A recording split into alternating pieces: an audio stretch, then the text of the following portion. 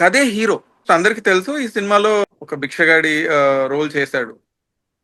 ఏ director తీసినా కూడా definite గా ఒక ఎలివేషన్ అనేది ఒక హీరోకు ఉంటుంది. అంటే మనం అందరం అలాగే ఎక్స్పెక్ట్ చేస్తున్నాం.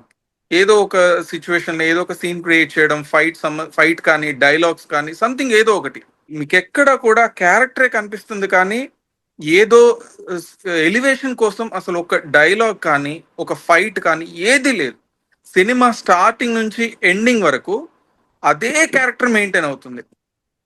దానికి అంటే తను తనకు వచ్చిన ఇమేజ్ తమిళనాడులో ఈవెన్ బాలీవుడ్ లో కూడా అసలు ఏ హీరో కూడా యాక్సెప్ట్ చేయడు. అలాంటి రోల్ యాక్సెప్ట్ చేస్తాడేమో కానీ త్రూ అవుట్ అట్లాంటి సీన్స్ అసలు ఎవరు యాక్సెప్ట్ చేయరు.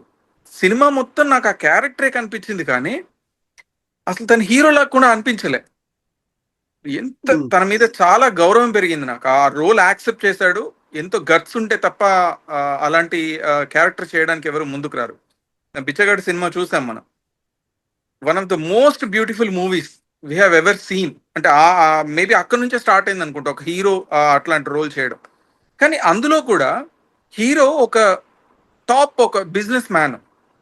మనకి స్టార్టింగ్ లో తర్వాత ఆ రోల్ అంటే భిక్షగాడి రోల్ కంప్లీట్ అయినాక కూడా ఒక కొంత ఎలివేషన్ అనేది ఉంటుంది ఆ క్యారెక్టర్ లో. కానీ ఈ కుబేరాలో అలా కాదు. కథే నడుస్తూ ఉంటుంది, కథే హీరో.